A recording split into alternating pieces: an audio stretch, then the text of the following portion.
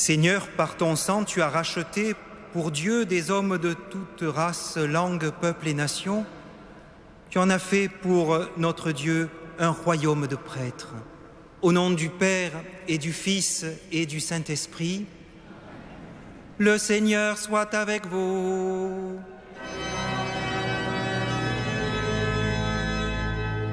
Préparons-nous, frères et sœurs, à célébrer l'Eucharistie en reconnaissant que nous sommes pécheurs. Je confesse à Dieu Tout-Puissant, je reconnais devant mes frères que j'ai péché, en pensée, en parole, par action et par omission. Oui, j'ai vraiment péché.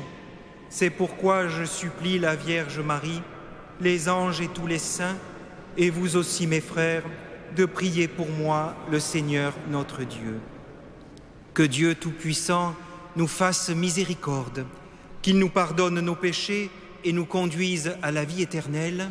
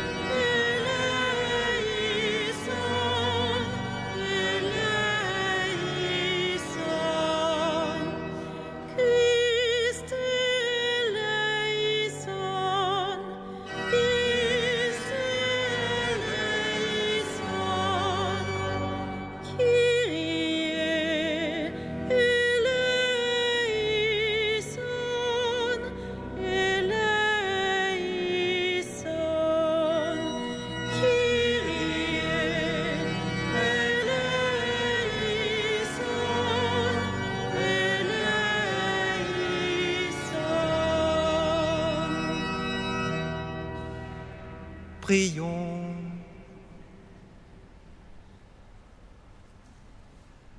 Dieu qui a racheté tous les hommes par le sang de ton Fils unique, poursuis en nous l'œuvre de ton amour. Nous sommes ici pour célébrer le mystère de notre salut. Rends-nous capables d'en accueillir les fruits par Jésus, le Christ, ton Fils, notre Seigneur, qui vit et règne avec toi dans l'unité du Saint-Esprit, car il est Dieu pour les siècles des siècles. Amen.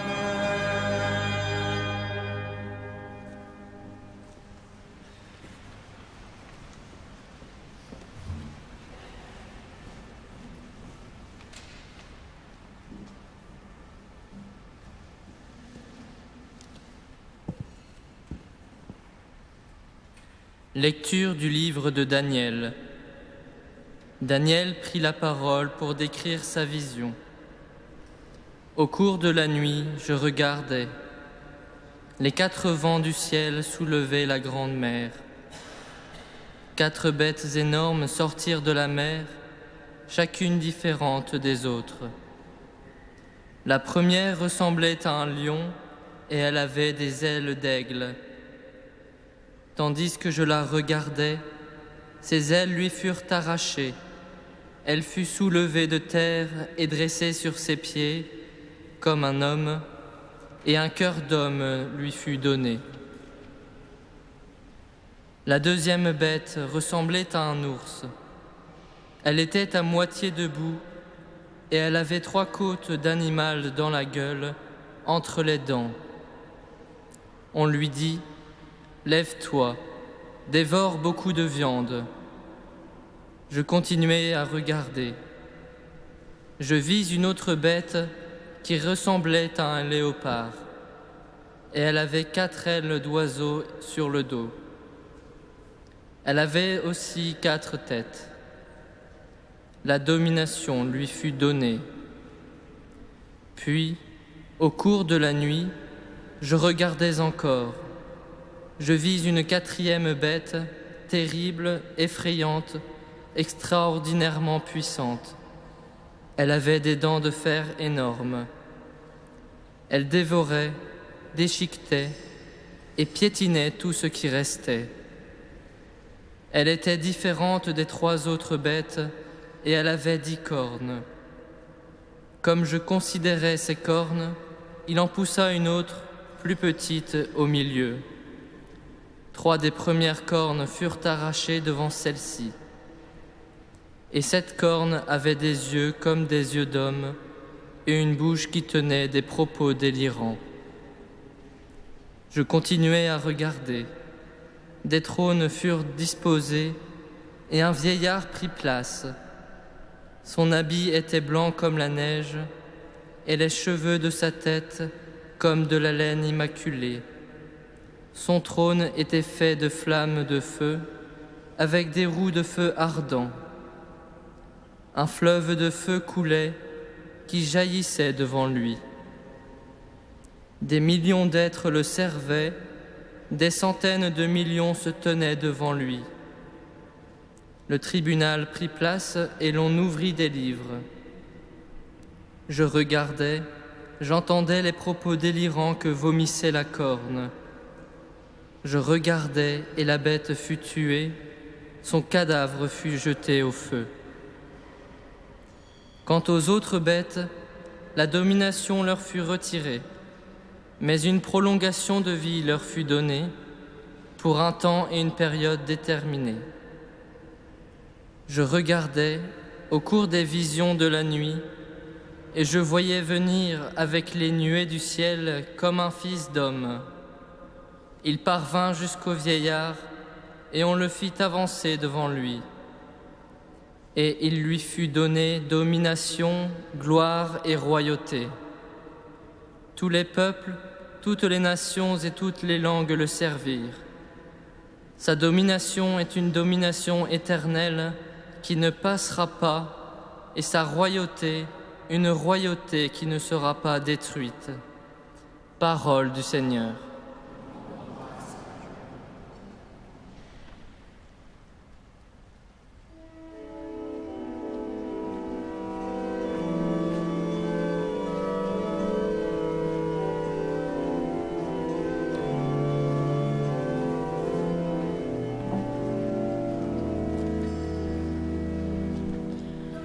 À lui, haute gloire, louange éternelle.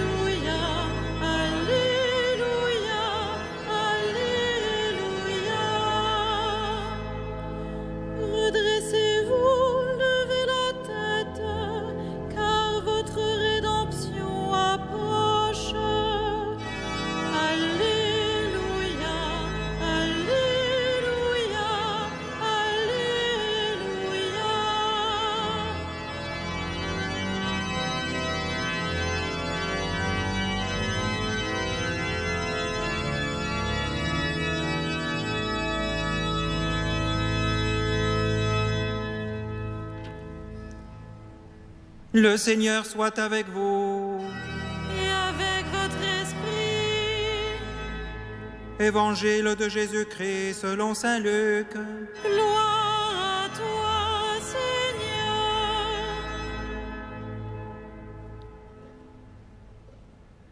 Jésus parlait à ses disciples de sa venue. Il leur dit cette parabole. Voyez le figuier et tous les autres arbres. Dès qu'ils bourgeonnent, vous n'avez qu'à les regarder pour savoir que l'été est déjà proche. De même, vous aussi, lorsque vous verrez arriver cela, sachez que le royaume de Dieu est proche. Amen, je vous le dis. Cette génération ne passera pas sans que tout arrive. Le ciel et la terre passeront. Mes paroles ne passeront pas. Acclamons la parole de Dieu. Louange à toi, Seigneur Jésus.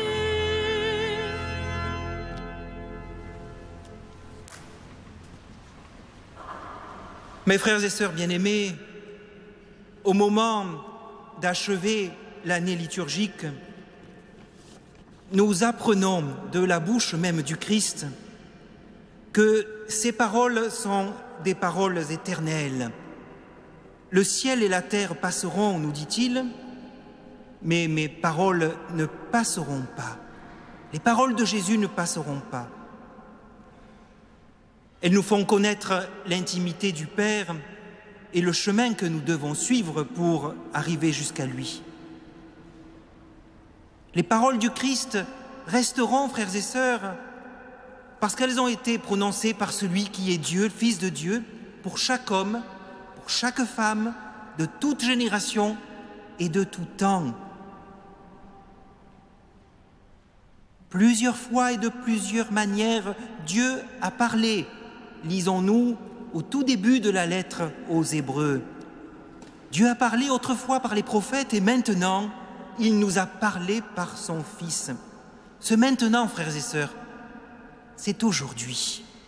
C'est ce soir que Jésus continue à parler et ses paroles, parce qu'elles sont divines, sont toujours actuelles. C'est grand cela, frères et sœurs, n'est-ce pas?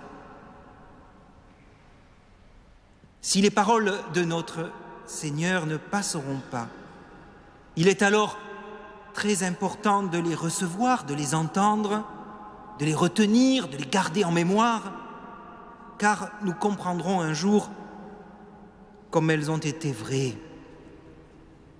Que puis-je vous dire, frères et sœurs, ce soir encore pour vous faire aimer la parole du Seigneur? Qu'ils réfléchissent, disait saint Jean Chrysostome, le grand saint Jean Bouche d'Or, qu'ils réfléchissent ceux qui ne la lisent même pas chez eux. Ceux parce qu'ils sont avec leurs femmes à leurs occupations, ou qu'ils ont des soucis familiaux ou des occupations ailleurs, croient qu'ils sont dispensés de faire un effort pour lire la Sainte Écriture. Que tous, dit saint Jean, apprennent qu'aucune circonstance n'est un empêchement pour la lecture de la parole de Dieu. Nous entendons bien cela, mes frères et sœurs. Et pour que nous comprenions encore mieux que cette exhortation est valable aujourd'hui, avec le Père Henri Lacordaire, plus proche de nous, nous pouvons nous rappeler qu'il disait de rentrer à la maison, d'embrasser notre évangile et de l'ouvrir à la première page. Lisez, dit Lacordaire, non pas une page, non pas 3 lignes, lisez un mot, pesez-le comme de l'or dans la balance de votre cœur. Ce conseil, frères et sœurs, nous l'avons entendu plus d'une fois, n'est-ce pas? Et malheureusement, il semble bien que rien n'a changé. Que voulez-vous? Notre vie, les affaires du monde qui nous tiennent en laisse. Vous vous rendez compte, frères et sœurs, si nous n'avons même pas 5 minutes par jour pour lire l'Évangile.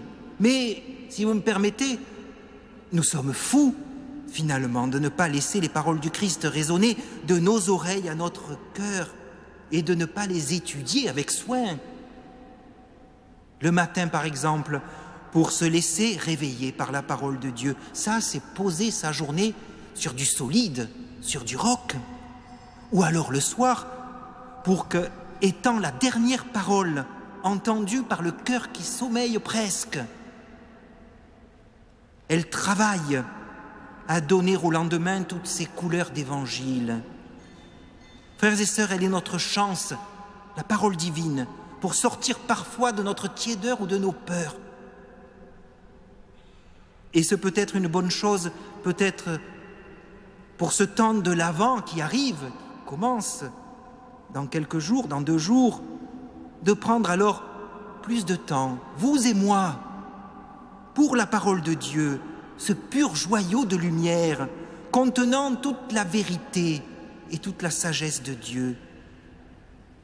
Et ainsi, mes frères, nous nous préparons pour recevoir la seule parole que Dieu a dit dans son silence éternel, c'est le Christ, son Fils.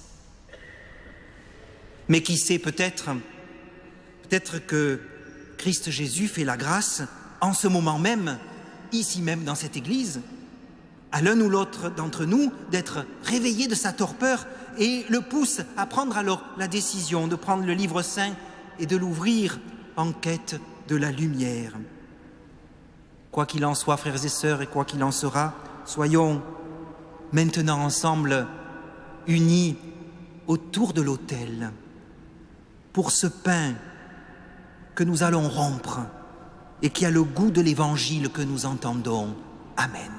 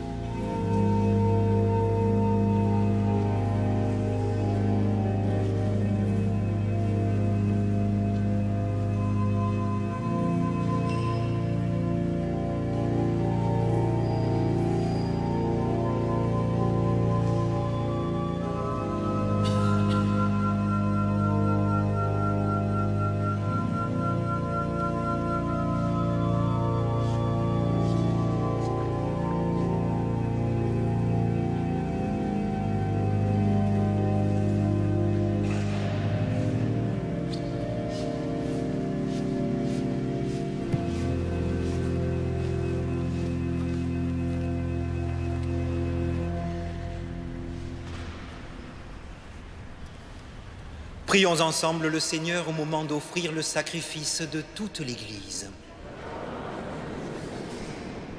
Si nous venons à ton autel, Seigneur, avec ces offrandes en nos mains, c'est pour que nous puissions rencontrer par le sacrement de l'Eucharistie Jésus-Christ, médiateur de l'Alliance nouvelle, et pour que vienne jusqu'à nous une fois encore le salut qu'il nous a obtenu par son sang, lui qui règne maintenant et pour les siècles des siècles. Amen.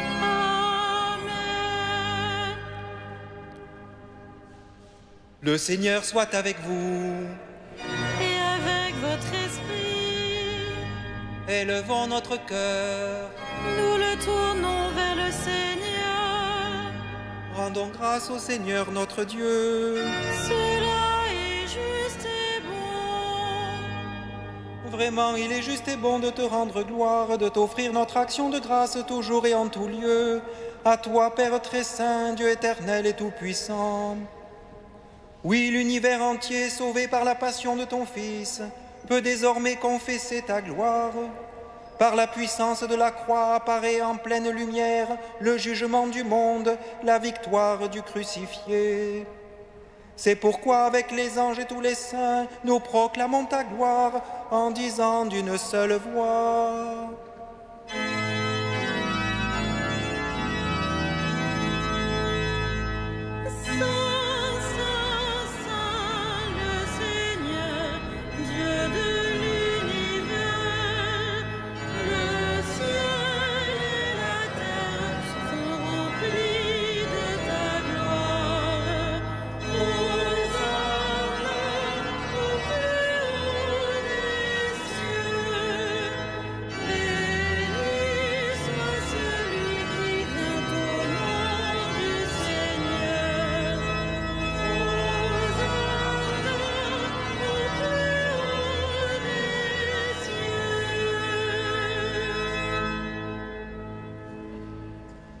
Toi qui es vraiment saint, toi qui es la source de toute sainteté, Seigneur, nous te prions.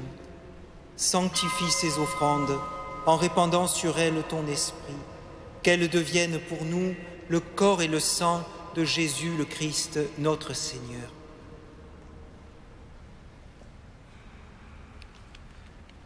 Au moment d'être livré et d'entrer librement dans sa passion, il prit le pain, il rendit grâce, il le rompit et le donna à ses disciples en disant : « Prenez et mangez-en tous. Ceci est mon corps livré pour vous. »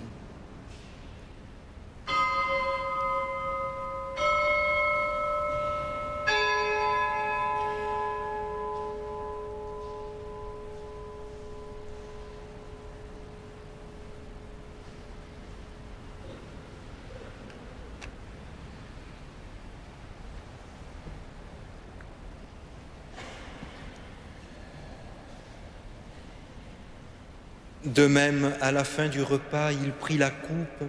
De nouveau, il rendit grâce et la donna à ses disciples en disant : « Prenez et buvez-en tous, car ceci est la coupe de mon sang, le sang de l'alliance nouvelle et éternelle, qui sera versé pour vous et pour la multitude en rémission des péchés.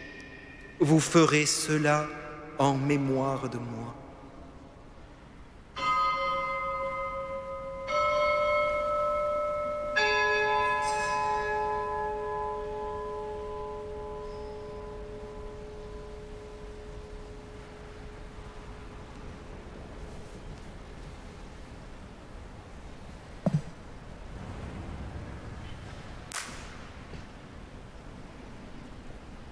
Il est grand le mystère de la foi. Nous proclamons ta mort, Seigneur Jésus. Nous célébrons ta résurrection. Nous attendons ta venue dans la gloire. Faisant ici mémoire de la mort et de la résurrection de ton Fils, nous t'offrons, Seigneur, le pain de la vie et la coupe du salut, et nous te rendons grâce, car tu nous as choisis pour servir en ta présence. Humblement, nous te demandons qu'en ayant part au corps et au sang du Christ, nous soyons rassemblés par l'Esprit Saint en un seul corps. Souviens-toi, Seigneur, de ton Église répandue à travers le monde. Fais-la grandir dans ta charité avec le pape François, notre évêque André et tous ceux qui ont la charge de ton peuple. Souviens-toi aussi de nos frères qui se sont endormis dans l'espérance de la résurrection et de tous les hommes qui ont quitté cette vie. reçois-les dans ta lumière auprès de toi. Sur nous tous, enfin, en particulier sur Céline, nous implorons ta bonté. Permets qu'avec la Vierge Marie, la bienheureuse Mère de Dieu, Saint Joseph, les apôtres et les saints de tous les temps qui ont vécu en ton amitié, nous ayons part à la vie éternelle et que nous chantions ta louange par Jésus-Christ, ton Fils bien-aimé.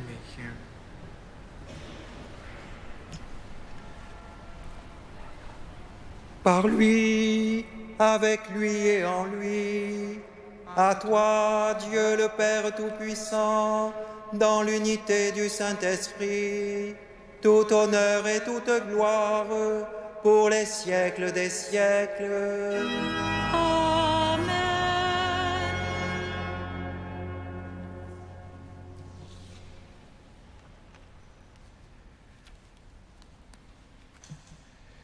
Unis dans le même esprit, nous pouvons dire avec confiance la prière que nous avons reçue du Sauveur. Notre Père, qui es aux cieux, que ton nom soit sanctifié, que ton règne vienne, que ta volonté soit faite sur la terre comme au ciel. Donne-nous aujourd'hui notre pain de ce jour. Pardonne-nous nos offenses, comme nous pardonnons aussi à ceux qui nous ont offensés. Et ne nous soumets pas à la tentation, mais délivre-nous du mal. Délivre-nous de tout mal, Seigneur, et donne la paix à notre temps. Par ta miséricorde, libère-nous du péché. Rassure-nous devant les épreuves, en cette vie où nous espérons le bonheur que tu promets et l'avènement de Jésus-Christ, notre Sauveur. Car c'est toi qui as le règne, la puissance et le siècle des siècles. Seigneur Jésus-Christ, tu as dit à tes apôtres, je vous laisse la paix, je vous donne ma paix. Ne regarde pas nos péchés, mais la foi de ton Église. Pour que ta volonté s'accomplisse, donne-lui toujours cette paix et conduis-la vers l'unité parfaite, toi qui règnes pour les siècles des siècles. Que la paix du Seigneur soit toujours avec vous.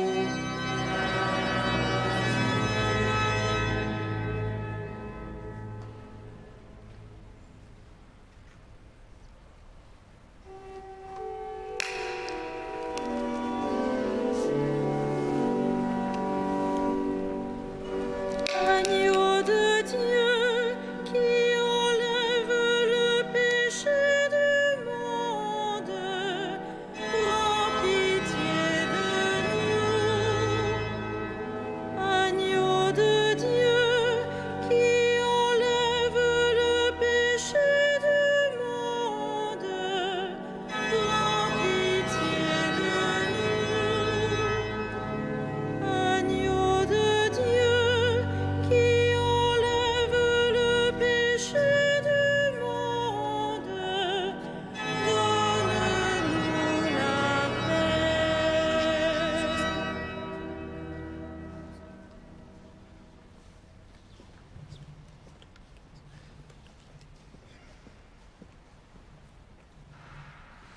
Heureux les invités au repas du Seigneur. Voici l'agneau de Dieu qui enlève le péché du monde. Seigneur, je ne suis pas digne de te recevoir, mais dis seulement une parole et je serai guéri.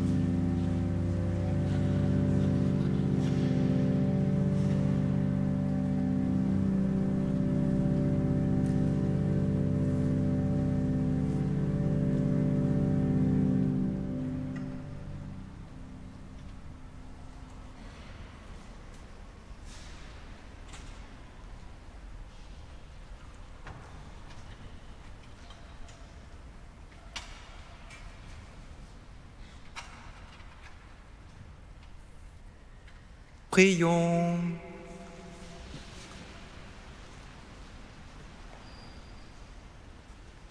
Tu nous as rénovés, Seigneur, par le pain et la coupe du salut. Que le sang de notre Sauveur nous anime sans cesse et qu'il devienne pour nous une source jaillissante pour la vie éternelle. Par Jésus le Christ, notre Seigneur.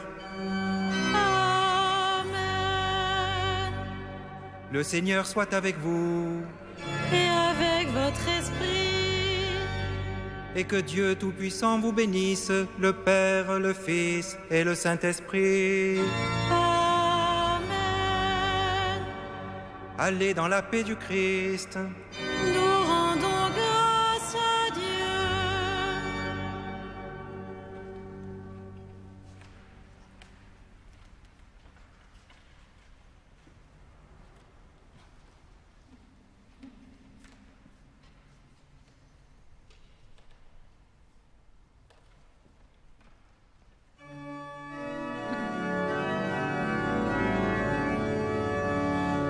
Puisque Dieu nous a aimés jusqu'à nous donner son Fils, ni la mort ni le péché ne sauraient nous arracher à l'amour qui vient de lui. Depuis l'heure où le péché s'empara du genre humain, Dieu voulut nous envoyer en ami sur nos chemins le Seigneur Jésus, son Fils. Puisque Dieu nous a aimés jusqu'à nous donner son Fils, ni la mort ni le péché ne sauraient nous arracher à l'amour qui vient de lui. Au grand arbre de la croix, l'amertume n'a pas cours. L'innocent qui souffre là nous révèle pour toujours que les pauvres sont aimés. Puisque Dieu nous a aimés jusqu'à nous donner son Fils, ni la mort ni le péché ne sauraient nous arracher à l'amour qui vient de lui.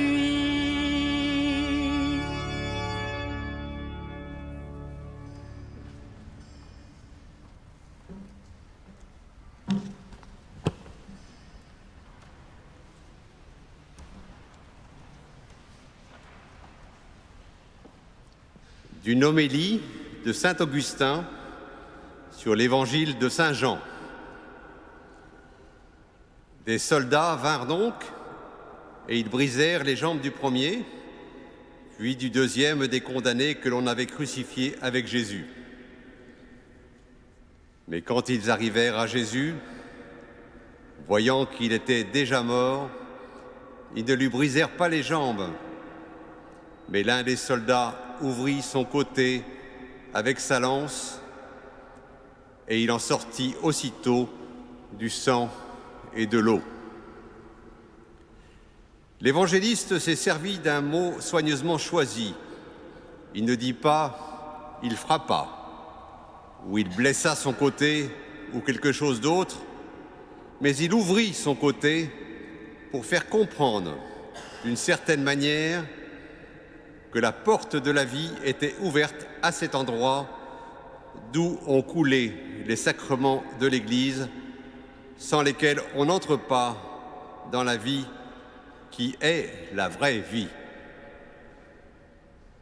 Ce sang a été versé pour la rémission des péchés. Cette eau se mélange à la coupe du salut. Elle procure tout ensemble le bain et le breuvage.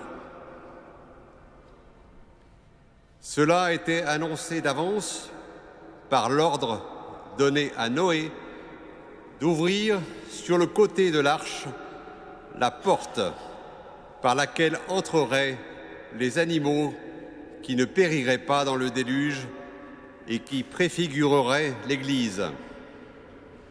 Voilà pourquoi la première femme a été faite du côté de l'homme qui dormait, et elle fut appelée la vie et la mère des vivants. Ce fut l'indication d'un grand bien avant le grand mal de la prévarication. Ici, le second Adam, inclinant la tête, a dormi sur la croix pour qu'une épouse lui soit formée de ce qui a coulé du côté de celui qui dormait. Ô mort, qui fait revivre les morts, qu'y a-t-il de plus pur que ce sang? Qu'y a-t-il de plus salutaire que cette blessure?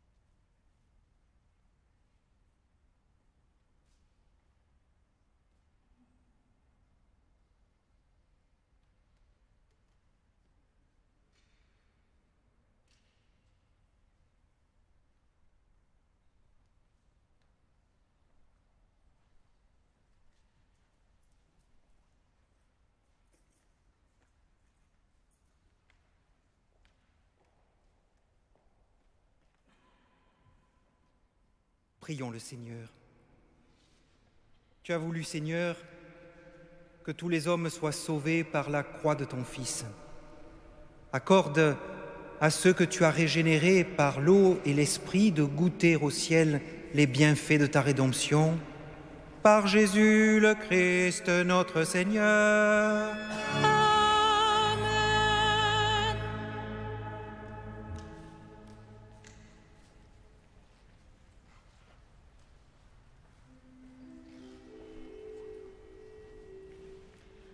Salve Regina, Mater misericordiae, vita dulcedo, et spes nostra salve. A te clamamus, exules filii Eve, a te suspiramus, gementes et flentes, in ac lacrimarum va.